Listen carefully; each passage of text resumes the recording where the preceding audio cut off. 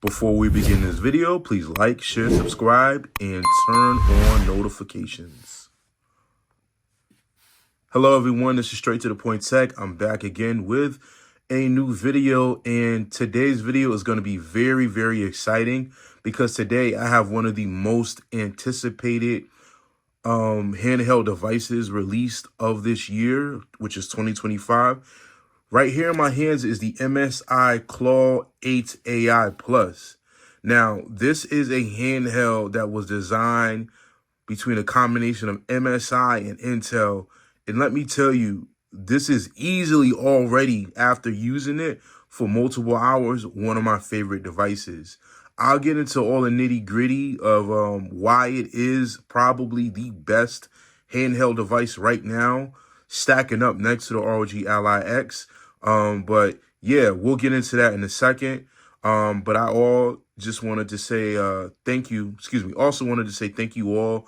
I'm at 214 subscribers. I started my YouTube channel last year in the fall, and I appreciate all your help. I'm going to try my best to be much more consistent and bring you all the videos that you all deserve and the updates on these devices. So I thank you all. All right, so I mentioned why I wanted to let you all know why this is my favorite device. First of all, battery life. Battery life. I can't say it enough. So this has an 80 watt-hour battery. I mean, I've been playing multiple games between 900p and 1080p, and I'm getting like 3 hours. Like, I played Liza P last night for 3 hours before the battery decided to say, hey, it's time to recharge me up. I played Hogwarts Legacy at 900p at 17 watts. I was getting 55 to 60 frames per second. 3 hours, no issues. I was playing Black Myth Wukong at 1080p at 30 watts for 3 hours, no issues. Y'all don't understand how wonderfully made this device is. Not to mention, the ergonomics on this device. I mean, the battery is 80 watt hours, like I said. The cooling system on the device is great. I have the ROG Ally X right here behind it, and this device, I believe, is, I think it's a 65 watt, 70 watt, something like that. But when I push this device to 30 watts, it starts getting a little hot. It's not as bad as the Lenovo Legion Go. Sorry to pick on the Legion Go. I know I have a lot of fans that subscribe to me that are fans of the Legion Go, but it gets really hot and things start getting wonky with that device. But this device right here, it can handle a heavy load of games at 30 watts. And I'm like so in love with it. Like, I really, really like this device. I think MSI and Intel did a fantastic job with this device. So as I mentioned, this device has a 80 watt hour battery. Now, it does come with a new technology by Intel called Cooler Boost Hyperflow technology. So I'm assuming, with all these vents here, basically there's some sort of technology here to keep the device well ventilated, but also the CPU, GPU cores, all that good stuff inside of here functioning properly so it won't overheat. Hence, this device is meant to be played at 30 watts for most games, and it handles most games at 30 watts well, and the battery holds up extremely well, like I stated previously. Also, there are two Thunderbolt USB-C ports on top. Now, I believe these both are up to 65 watt fast charging, so this device doesn't take long at all to charge. Now, I did test with my Anker power bank, which is 100 watts output cable-wise, and the device itself, which is the Anker power bank, is about 140 watts. I was able to charge my device at 100 watts. I have an LED indicator on my cable that tells me how much wattage is being output, and it was going all the way up to 100 watts. So, I mean, it charges really fast, and that's great. This device is rocking an Intel Core Ultra 7 processor, 258 volts. So that is equivalent to a Z2 Extreme APU by AMD. So this is, you know, challenging it, putting up a fight against it. And it's doing extremely well so far. Of course, rocking Windows 11 OS, which it was Steam OS, right? But we can't have everything we want, obviously. The display, now let's talk about the display real quick, right? The colors are really saturated, nice and clear. This is 120 hertz refresh rate, you know, of course. So it has VRR. Screen looks beautiful, colors pop. Like I said, Intel / MSI did a great job. It is 8 inches, and again, it's 1920 by 1200 as far as the display's max, which is perfect. That's like icing on the cake. That's the candle on top of the cake, right? Like, I feel like, you know, a 2K screen is just too much. We're talking about, like, you have to sacrifice battery life, and nobody wants to have to sacrifice, you know, battery life just to play the game longer, you know, to have to compensate for, you know, having a higher resolution. 1080p is great to me. 1200 is great. We don't need 1600p. That's just too much. You know, that's more geared towards like the actual PC side of things. When I say PC side of things, like an actual rig, not these handhelds. Ergonomics are great. So it does have your typical traditional X, A, Y, B button here.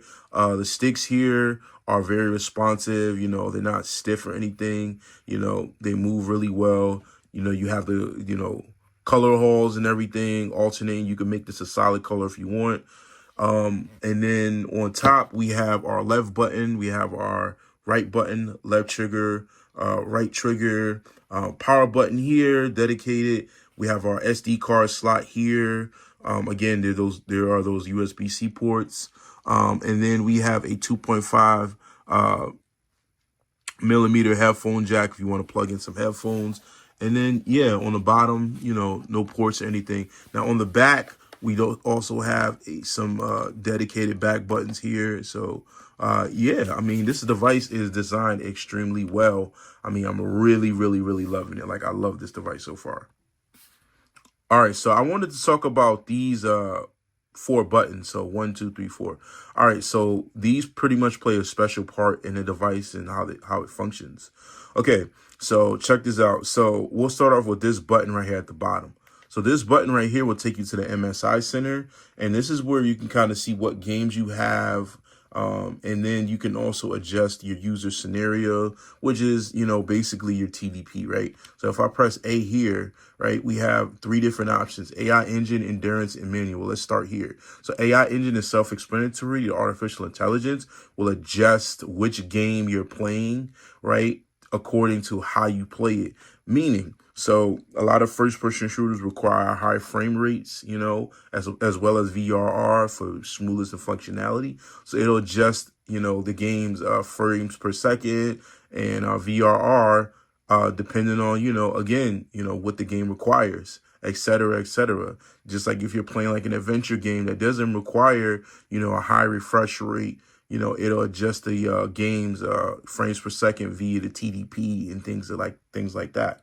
Endurance is when you kind of like push things a little harder. So, you know, you might have a game where it requires, you know, a higher wattage. So this is where it might push it to 17 watts, and then it might adjust the VRR to its max, et cetera, et cetera. This is optional as well. And then you have manual. And what manual is basically self-explanatory. I can adjust the TDP here from 8 to 17 to 30 watts. There are some custom applications you can find online where there's something called Handheld tool or something like that. I've seen it on GitHub, where you can also adjust the TDP to be lower in between, meaning like you can adjust it to 8 watts, you can adjust it to 10, 15, 20, 25. But right now, MSI Center is still new, so we got to give Intel and MSI some grace. But I'm pretty sure that'll be coming sooner than later. And then obviously here, you can adjust the fan speed to your liking if you want to. I keep mine on auto, you know, so. All right, so then this button here is the MSI quick settings button. So self-explanatory. You can turn up the brightness, turn it down, sound, power settings, free up memory. You can turn on a real-time monitor, in task, Pretty much that's what that button is for. So this is just your, quick settings options over here. Really doesn't do anything special. This is self-explanatory. Then we have this button up here. If you hold it down, it'll adjust the different modes according to how you're using your device.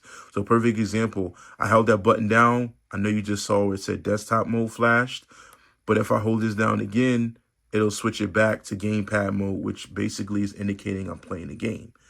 And then we've got this last button here, which is at the top. So this button, what you can do in desktop mode is cycle between different applications. That's really all that's for. Right now, you can't see it. But if I take it back to desktop mode, let me see if I hold this down. See how I can cycle through different, options here. You see my taskbar? That's really what that's for. Besides that, it doesn't do anything special. Unless you're in an actual game, these buttons become, handy because obviously it's your pause button, adjust and change settings. And then one is your pause button where, again, if you're playing like an adventure game, you can look at the map and everything and we see what your progress is with your character and everything. So what we'll do is we'll load up one of my favorite games and one of the more harder games to run on handhelds. And that's going to be Space Marine. So let's go ahead and just run that so I can show you all how magnificent this device can run games at 30 watts. So I'm going to start up Space Marine. It should take a second here. All right, so yeah, as you can see here, I have Space Marine 2 loaded up. And I'm only playing at 17 watts right now. And I'm averaging about 51 frames per second. The lowest 45 frames per second.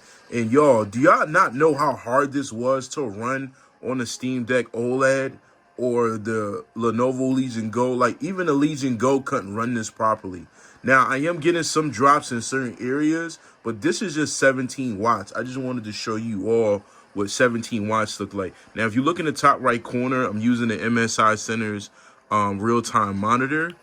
So that is pretty good to me. I'm getting like no lag. Even when it drops like below 30 frames per second, it still looks good.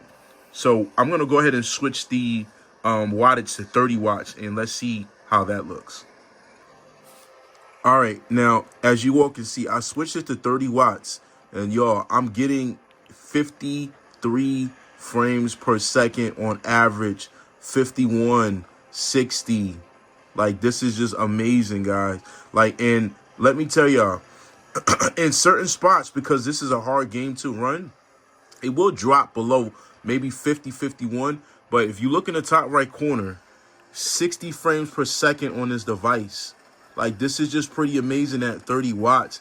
Again, it has to do with that Intel 7 Ultra processor, which is equivalent, again, to the Z2 Extreme from AMD. I'm up at 66 frames per second. Again, this is an extremely hard game to run, and it just looks beautiful. It looks wonderful. I didn't even have to make major adjustments in the in-game settings. Like I said, it will drop to the 50s, but still extremely playable, and it looks really good. I'm getting consistent frame rates in the lows and a consistent frame rate in the highs. So I just wanted to show y'all this. This game is amazing. I love it. It just looks good. Again, MSI did a great job. I'm pretty sure once the developer patches the game again, this game will run even better. So yeah. But anyways, I appreciate y'all support. I hope you all get a chance to get your hands on this device. And again, I'm at 214 subscribers. I appreciate all the likes, the shares, and subscribes. Again, I hope you all continue to subscribe. And let me know, leave a comment below if you plan on picking up this device, and also what other videos you'd like to see. This is Straight to the Point Tech. I am out. Have a great rest of your week. Peace.